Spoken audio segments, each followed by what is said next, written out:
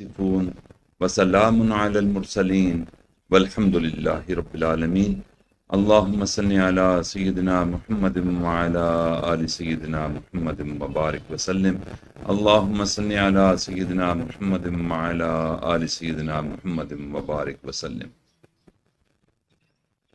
شب قدر بڑی فضیلتوں والی رات ہے، بڑی برکتوں والی رات ہے، اور اس رات کا تذکرہ اللہ تعالیٰ نے سورۃ القدر میں فرمایا، اور فرماتے ہیں کہ یہ وہ رات ہے کہ جس میں 1000 مہینوں کی عبادت کا اجر بندہ لے سکتا ہے۔ واقعی یہ وہ زمانہ ہے، اس رات کا زمانہ کہ جو اللہ کو بندے کی ہوئی عبادت پسند آتی ہے، تلاوت پسند آتی ہے، ذکر اذکار پسند آتا ہے، اللہ رحمت والی نظر ڈالتا ہے، اپنے مقرب بندوں فرشتوں کو بھیجتا ہے۔ اس وقت جو بندہ بھی اللہ کی عبادت میں مصروف ہوتا ہے، اللہ تعالیٰ اس کے پچھلے سارے گناہوں کو معاف نہ صرف فرماتے ہیں بلکہ 1000 ماہ کی عبادت کا ثواب اس کے نام میں لکھ دیا جاتا ہے۔ میرے بھائیو، اس امت کی عمریں نبی علیہ الصلوۃ والسلام نے ارشاد فرمایا 60 سے 70 سال۔ اب 60-70 سال سے بہت ہی شاذ لوگ ہوتے ہیں جو اس سے اوپر جاتے ہیں، بہت کوئی اوپر چلا گیا تو 80 سال۔ یعنی اس رات کی قدر و قیمت کا اندازہ لگائیں کہ ایک بندے کی دن رات کی 80 سال کی عبادت ایک طرف، اور ایک بندہ اس رات میں لیلۃ القدر میں اللہ سے لو لگا کر بیٹھتا ہے، کچھ عبادت کرتا ہے، اور اس کی عبادت کا ثواب ایک طرف۔ میرے بھائیو، یہ بڑی قدر والی بات ہے، اور جو بندہ بھی اس برکت والی رات سے، فضیلت والی رات سے اپنے اس مقام کو پا لیتا ہے، یہ اس کے لیے مبارک ہے، اس کے لیے برکت ہے، اور پوری زندگی کا نچوڑ عبادت اس کو ایک لمحے میں مل جاتی ہے۔ یہ برکت والی رات ایک دم کیسے بڑھ گئی؟ میرے بھائیو، مثال سے سمجھانا چاہتا ہوں۔ ایک ہوتا ہے ظرف، اور اس کی 2 قسمیں ہوتی ہیں، ظرف زمان اور ظرف مکان۔ مکان جگہ کو کہتے ہیں۔ آپ خود سوچ لیں کہ بیت اللہ شریف ایک جگہ کا نام ہے۔ ہم پاکستان میں پوری دنیا میں ایک نماز پڑھیں، بیت اللہ شریف میں وہی نماز 1,00,000 نمازوں کا اجر پا لیں گے۔ ہم یہاں ایک مرتبہ سبحان اللہ کہیں، وہی سبحان اللہ اگر ہم بیت اللہ شریف میں کہیں گے تو 1,00,000 مرتبہ سبحان اللہ کہنے کا اجر پا لیں گے۔ اسی طرح نبی علیہ الصلوۃ والسلام کی مسجد مبارک ہے، مسجد نبوی۔ وہاں ایک روایت کے مطابق کہ یہاں کی ایک نماز اور مسجد نبوی کی 50,000 نمازیں وہ برابر ہوتی ہیں۔ تو یہ بات سمجھنا آسان ہو گئی کہ ہم ظرف مکان تبدیل ہوا، ظرف مکان کے تبدیل ہونے سے اجر و ثواب بڑھ گیا۔ اگر ظرف زمان بھی تبدیل ہوگا تو اس کا بھی اجر و ثواب ہزاروں مرتبہ بڑھ جائے گا۔ ظرف زمان کیسے تبدیل ہوتا ہے؟ ظرف زمان یوں تبدیل ہوتا ہے کہ فرشتے ہماری نظروں سے دور ہیں، وہ اللہ کے پاس عرش پہ ہیں، عرش کے ساتھ ہیں، مختلف کائنات کی چیزوں کی ڈیوٹیاں اللہ تعالیٰ نے ان کے سپرد کر رکھی ہیں، وہ اللہ کے قرب میں ہوتے ہیں، اہل اللہ میں سے ہیں۔ جب وہ اس دنیا میں آتے ہیں اللہ کے حکم سے جبرائیل امین کی قیادت میں، تو وہ کروڑوں اربوں ہوتے ہیں۔ جب وہ اس دنیا میں آتے ہیں تو اس دنیا کا زمان تبدیل ہو جاتا ہے۔ یہاں پہلے جو عبادت کی جاتی تھی اس کا اجر کم ملتا تھا، لیکن جب نوری مخلوق آ گئے، نوریوں کے سردار آ گئے اور اپنی سارے فرشتوں کو لے کر آ گئے تو یہ زمانہ بھی تبدیل ہو گیا۔ اس لیے اس زمانے میں اللہ تعالیٰ ایک لمحے کی، ایک ساتھ کی، ایک گھڑی کی عبادت کا ثواب 1000 مہینوں کی عبادت کے برابر فرما دیتے ہیں۔ تو پہلی فضیلت تو اس کی یہ ہے کہ زمانہ تبدیل ہو جاتا ہے۔ دوسری فضیلت کیا ہے؟ دوسری فضیلت یہ ہے کہ اس رات میں، لیلۃ القدر میں، جبرائیل علیہ الصلوۃ والسلام اپنے لشکر یعنی فرشتوں کے ساتھ اس دنیا میں تشریف لاتے ہیں۔ ایک بڑے جلوس کے ساتھ آتے ہیں، کروڑوں ملائکہ ان کے ساتھ ہوتے ہیں، اور ان کروڑوں ملائکہ کو لے کر وہ سبز رنگ کا جھنڈا بیت اللہ شریف پر لگاتے ہیں۔ پھر اس کے بعد ہر شہر کے چوراہوں پر وہ جھنڈا لگاتے ہیں، اور گھروں پر جا کر جن گھروں میں اس وقت عبادت ہو رہی ہوتی ہے خود بھی مصافحہ فرماتے ہیں اس بندے سے جو عبادت میں مصروف ہوتا ہے، اور پھر سارے فرشتے بھی اس سے مصافحہ فرماتے ہیں۔ اور اس وقت جو بندہ دعا میں مشغول ہوتا ہے اس دعا کی قبولیت کا درجہ آپ خود دیکھ لیں کہ اللہ کو وہ دعا کتنی پسند آئے گی کہ بندہ دعا زمین پر بیٹھ کر مانگ رہا ہے، آسمان سر سے اترے ہوئے سارے فرشتے بشمول جبریل امین اس دعا پر آمین کہہ رہے ہیں۔ میرے بھائیو، یہ آمین ان کی کہی ہوئی اللہ تعالیٰ اس کو قبول فرما لیتے ہیں اور ساری دعاؤں کو قبول کر لیتے ہیں۔ یہ دوسری فضیلت اتنی بڑی ہے کہ بندہ نورانیت کو محسوس کرتا ہے۔ وہ کیسے؟ جہاں کوئی ایک اللہ کا ولی آ جائے، اولیاء اللہ میں سے کوئی ایک بندہ ہو، تو اس پر جو نور ہوتا ہے، اس پر جو اللہ کی رحمت برس رہی ہوتی ہے، اس کی وجہ سے پورے مجمع پر، پوری خانقاہ پر، پورے جلسے پر اللہ کی رحمت محسوس ہوتی ہے۔ تو جب نوریوں یعنی فرشتوں کے سردار جبریل امین جو ہر وقت اللہ کے قرب میں ہوتے ہیں، آپ خود سوچ لیں کہ ان کے اندر کتنا نور ہوگا۔ آپ خود سوچ لیں کہ اللہ کی رحمت سے وہ کتنا حصہ پاتے ہوں گے، اور باقی جو نوری مخلوق ہے ان کے پاس کتنا نور اور اللہ کی رحمت ہوتی ہوگی۔ اب جو صاحب بصیرت ہیں، جن کو اللہ تعالیٰ نے نور محسوس کرنے کی طاقت دے رکھی ہے، جو اتنی پاکیزہ نگاہ رکھتے ہیں، پاکیزہ دل رکھتے ہیں، پاکیزہ اعضاء رکھتے ہیں کہ نورانیت کو خود محسوس کر لیتے ہیں، ان کو تو پتہ چل جاتا ہے کہ فرشتے آ چکے، جبرائیل آ چکا۔ میرے بھائیوں، وہ تو خود محسوس کر لیتے ہیں، اللہ تعالیٰ نے ان کو معرفت نور کی دی ہوتی ہے۔ ہم جیسے فقیر بندے، عام مومن بندے بھی جب اللہ والوں کی مجلس میں جاتے ہیں تو ان اللہ والوں کی مجالس میں کیونکہ ایک اہل اللہ میں سے ہوتے ہیں، تو اس وقت بھی بندہ کتنی طمانینت اور سکینت محسوس کرتا ہے۔ تو اس لیے جب کروڑوں اللہ والے، اللہ کے فرشتے، نوری مخلوق فرشتے جب آتے ہیں اس دنیا پر تو ہر طرف نور ہی نور کا بسیرا ہو جاتا ہے۔ تو یہ دوسری فضیلت ہے اس رات کی، جو بڑی عظیم فضیلت ہے کہ کروڑوں کی تعداد میں اہل اللہ یعنی فرشتے اس زمین پر آتے ہیں تو اس زمین کو رحمت اور انوارات ملتے ہیں۔ تیسری فضیلت بھی بڑی عجیب ہے۔ تیسری بات یہ ہے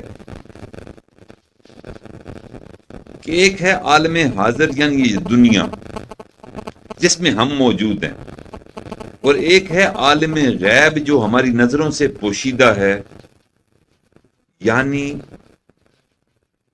کائنات کے دیگر معاملات، فرشتوں کے معاملات اور دیگر مخلوق جتنی بھی ہوتی ہے اللہ تعالیٰ کی نوری مخلوق، وہ ہم سے پوشیدہ ہے، اس کو ہم عالم غیب کہتے ہیں۔ تیسری فضیلت یہ ہے اس رات کی کہ ویسے تو انسان پورا سال عالم حاضر میں رہتا ہے، وہ ایک لمحہ جب اس کو شب قدر ملتی ہے اللہ تعالیٰ اس کو عالم غیب سے بھی قرب عطا فرما دیتے ہیں۔ عالم غیب کی مخلوق وہ زمین پر ہمارے درمیان موجود ہوتی ہے اور بندہ پھر عالم غیب سے قریب تر ہو جاتا ہے۔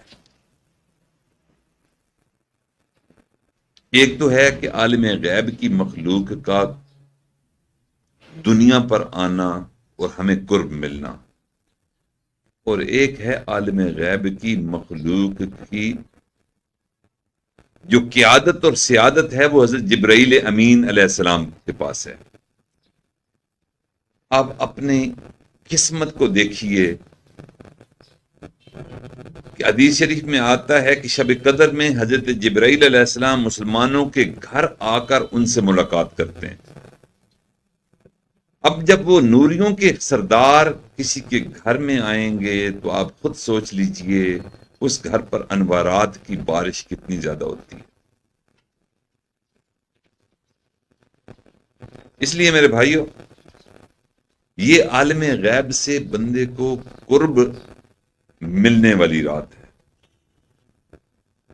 یہ تین فضیلتیں ایسی ہیں کہ جو فضیلتیں کسی اور عبادت کو حاصل نہیں، جو شب قدر والی عبادت کو حاصل ہے۔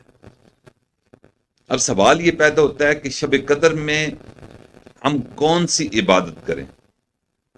کیا کوئی مخصوص عبادت نبی علیہ الصلوۃ والسلام نے تلقین فرمائی؟ تو اس کا جواب یہ ہے کہ نبی علیہ الصلوۃ والسلام نے عمومی عبادت کا تذکرہ فرمایا، کسی عبادت کو مخصوص نہیں فرمایا۔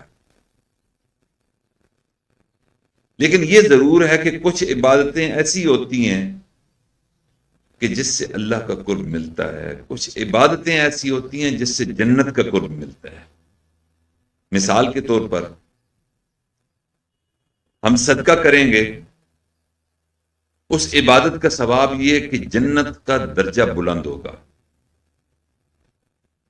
ہم زکوٰۃ دیں گے، جنت کا درجہ بلند ہوگا۔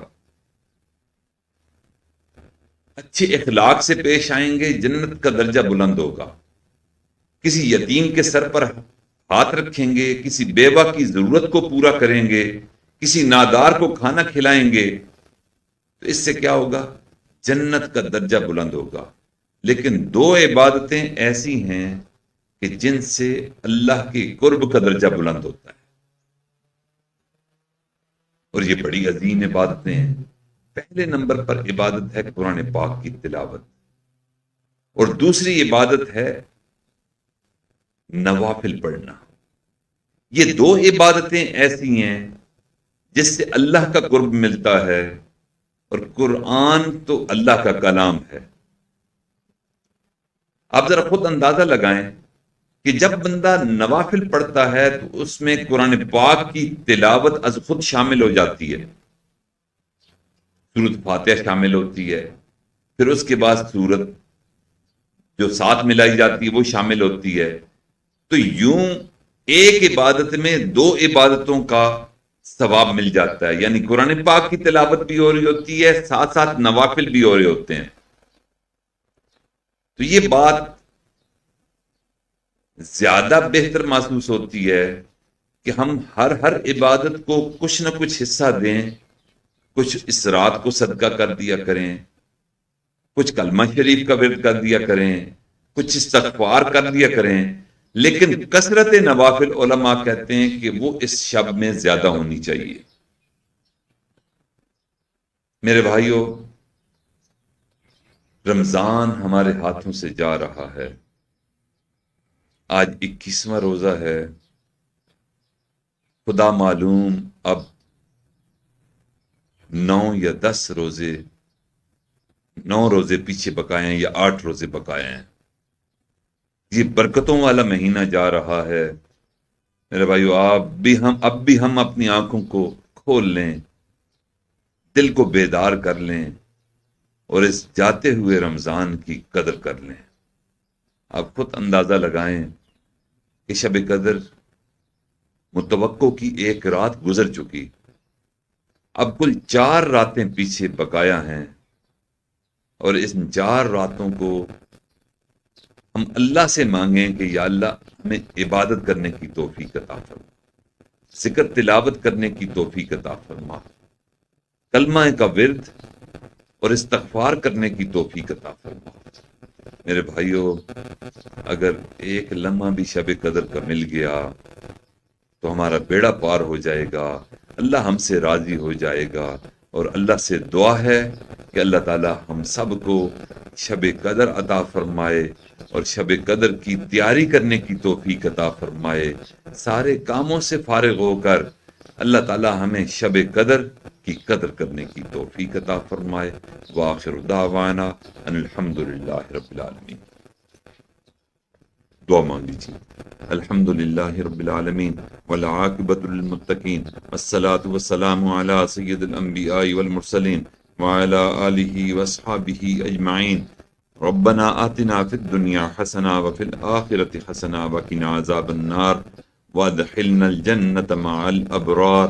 یا عزیز یا غفار یا ارحم الراحمین، یا اللہ ہم آپ کے عاجز مسکین بندے ہیں، ہمارے گناہوں کو معاف فرما، خطاؤں سے درگزر فرما، سیئات کا خاتمہ فرما، دن اور رات میں کیے گناہوں کو معاف فرما، بھولے یاد گناہوں کو معاف فرما، تنہائیوں محفلوں میں کیے گناہوں کو معاف فرما، ارادہ بے ارادہ کیے گناہوں کو معاف فرما، میرے مالک اعلانیہ خفیہ گناہوں کو معاف فرما، مالک ہمارے عیبوں کی پردہ پوشی فرما، نظروں کو پاک فرما، دلوں کو صاف فرما، سینے میں اپنی محبتیں پیدا فرما، اپنے عشق کی آتش سے ہمارے قلوب کو روشن فرما، نبی علیہ الصلوۃ والسلام کی محبت سے ہمارے دلوں کو منور فرما، انگ انگ میں اپنا ذکر جاری فرما، بوٹی بوٹی میں اپنا ذکر جاری فرما، روئے روئے میں اپنا ذکر جاری فرما، ہڈی ہڈی میں اپنا ذکر جاری فرما۔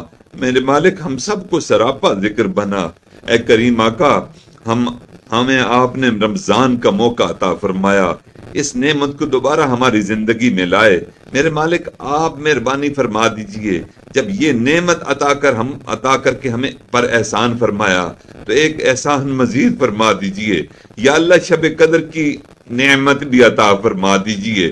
میرے مالک ہم لگے پڑے ہیں ٹوٹے پھوٹے الفاظ کے ساتھ، یا اللہ ٹوٹی پھوٹی عبادت کے ساتھ، جس طرح تلاوت کرنی چاہیے ہم نہ کر سکے، جس طرح ذکر دل کی حاضری کے ساتھ کرنا چاہیے وہ ہم نہ کر سکے، جس طرح حضور قلب کے ساتھ نوافل پڑھنا چاہیے ہم نہ پڑھ سکے۔ میرے مالک مہربانی فرما دیجئے، آپ ہم پر نظر کرم فرمائیں گے تو ہماری یا اللہ عبادت کا درجہ پا لے گی، نماز حضوری والی ہو جائے گی، سجدہ سرور والا ہو جائے گا، مناجات کی لذت مل جائے گی۔ کریم آقا مہربانی فرما دیجئے، نظر کرم فرما دیجئے۔ ہم مسکین بھوکے ہیں آپ کے لیے، ہم پیاسے ہیں آپ کے لیے، ہم اہل خانہ سے دور ہیں میرے مالک آپ کو راضی کرنے کے لیے۔ میرے مالک اب تو راضی ہو جائیے۔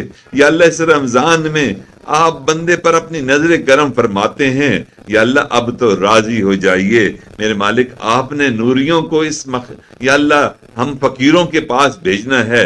میرے مالک جب وہ یہاں تشریف لائیں میرے مالک ہم بیدار ہوں، سوئے نہ پڑے ہوں، یا اللہ ہم ذکر میں ہوں، غفلت شعار نہ ہوں، یا اللہ ہماری اعمال میں ہوں، بے عملی میں نہ ہوں۔ کریم آقا مہربانی فرما دیجئے، شب قدر کی نعمت ہم سب کو عطا فرما دیجئے۔ پوری دور قریب سے جو آج اس کی اس گفتگو کو اور یا اللہ تیرے بندے اور بنیاں سن رہی ہیں میرے مالک کرم فرما دیجئے، سب کو شب قدر عطا فرما دیجئے۔ جو اس کا ذریعہ جی چینلز بنے ہوئے ہیں میرے مالک ان سب کو اس شب قدر کی نعمت سے سرفراز فرما دیجئے۔ میرے مالک کرم فرما دیجئے، ہمیں شقی ہونے سے بچا لیجئے، بدبخت ہونے سے بچا لیجئے۔ جبرائیل امین نے دعا مانگی، آپ نے آمین فرمائی کہ ہلاک اور برباد ہو جائے وہ شخص جس کی زندگی میں رمضان آئے وہ اپنی مغفرت نہ کروا سکے۔ میرے مالک میرے آپ کے محبوب ہمارے محبوب نے اس پر آمین کہا، میرے مالک ہمیں ان میں شامل ہونے سے بچا لیجئے، اور یا اللہ ہماری مغفرت فرما دیجئے۔ یا اللہ دوسرے اس بندے کے بارے میں آمین کہی اور جبرائیل نے دعا مانگی کہ ہلاک اور برباد ہو جائے وہ شخص جس کے سامنے محمد رسول اللہ صلی اللہ علیہ وسلم کا تذکر آئے اور وہ آپ پر درود نہ پڑے۔ میرے مالک زندگی میں کبھی ایسا موقع نہ آئے کہ آقا کے نام ہو اور ہمارے لبوں پر درود نہ ہو۔ یا اللہ کثرت درود شریف کی توفیق عطا فرما دیجئے۔ تیسرا وہ بندہ تھا جس کے بارے میں جبرائیل امین نے دعا فرمائی کہ ہلاک اور برباد ہو جائے وہ شخص جس نے اپنی زندگی میں اپنے ماں باپ کو پایا اور اپنی مغفرت نہ کروا سکا، بوڑھے ماں باپ یا دونوں میں سے ایک کا بھی تذکرہ فرمایا، اور نبی علیہ الصلوۃ والسلام نے اس پر آمین کہی۔ کریم آقا ہمارے والدین تو اس دنیا سے جا چکے، میرے مالک ہم ان کے لیے دست بدعا ہیں، یا اللہ ان کی قبر کو روشن فرما دیجئے، اور یا اللہ جن جن کے حیات ہیں یا اللہ ان کو ان کی فرما برداری کرنے کی توفیق عطا فرما دیجئے۔ یا اللہ ہمارے تمام مشائخ، اساتذہ، والدین، اعزہ، اقربا، جو بھی دوست احباب جس دنیا سے رخصت ہو گئے، میرے مالک ان کو جنت الفردوس میں اعلی مقام عطا فرما دیجئے۔ جن کے حیات ہیں یا اللہ ان کی قدر کرنے کی توفیق عطا فرما دیجئے۔ یا اللہ ان کی دعاؤں سے ہمیں کبھی محروم مت فرمائیے، ان کا سایہ ہمارے سروں پر تا دیر قائم دائم فرما دیجئے۔ ہماری اس خانقاہ حبیبیہ نقشبندیہ کے یا اللہ بانی والد ماجد حضرت مرشد عالم رحمۃ اللہ علیہ کے یا اللہ درجات کو بھی بلند فرما دیجئے۔ یا اللہ انہوں نے جس محبت کے ساتھ آپ کا نام لیا، آپ کا نام لیا یا اللہ اور لوگوں کو ذکر پر لگایا، یا اللہ پوری دنیا کے کئی ممالک میں یا اللہ ذکر کے حلقے شروع فرما دیے، میرے مالک مہربانی فرما ان کو اپنی قرب کی رفعتیں عطا فرما دیجئے، اور ہم سب اولادوں کو یا اللہ ان کی نقش قدم پر چلنے کی توفیق عطا فرما دیجئے۔ یا اللہ بیماروں کو شفا عطا فرما، بے روزگاروں کو روزگار عطا فرما، بے اولادوں کو اولاد نرینہ عطا فرما، غم کے مارے لوگوں کے غموں کا مداوع فرما۔ یا اللہ دکھیارے دلوں کے یا اللہ زخموں پر یا اللہ آپ ہی مرہم رکھنے والے ہیں، مہربانی فرما دیجئے۔ یا اللہ دور قریب جو بھی سن رہے ہیں اور دکھوں سے پریشان ہیں ان کے دکھوں کا خاتمہ فرما دیجئے۔ اے کریم آقا مہربانی فرما دیجئے، ہماری ان دعاؤں کو اپنی رحمت سے قبول منظور فرما، کرونا وبا کا خاتمہ فرما، اس میں جو متاثرین ہیں ان کو صحت کاملہ عطا فرما، جو اس دنیا سے گزر گئے شہادت کے مرتبے پر فائز فرما۔ یا اللہ جو خدمت میں مصروف ہیں اور ڈاکٹرز نرسز ہیں اور ویکسینیشن کا عملہ ہے، یا اللہ سب کو اپنے بہترین اور مقبول بندوں میں شامل فرما کر اس پر ان کو بہترین اجر اور بدلہ عطا فرما دیجئے۔ یا اللہ امت مسلمہ کی پریشانیوں کا خاتمہ فرما، ہمارے کشمیری بھائیوں کو آزادی عطا فرما، افغان بھائیوں کو بھی آزادی عطا فرما، چچنیا، برما، شام، عراق جہاں محکوم ہمارے بھائی ہیں، یا اللہ سب کو آزادی کی نعمت سے سرفراز فرما۔ ہمارے ملک عزیز پاکستان کو یا اللہ جو رمضان کے مہینے میں آپ نے ہمیں عطا فرمایا، یا اللہ کی آمد کی صبح تک اس کو قائم دائم فرما دیجئے، اسلام کا قلعہ بنا دیجئے۔ اس میں کام کرنے والی تمام جماعتوں، خصوصاً دینی جماعتوں اور ان کے قائدین کی خدمت کو قبول و منظور فرما، دعوت و تبلیغ کی محنت کرنے والوں کو قبول منظور فرما، جہاں اللہ اللہ ہوتی ہے ان خانقاہوں کی حفاظت فرما، ان کی اللہ اولیاء اللہ کی حفاظت فرما۔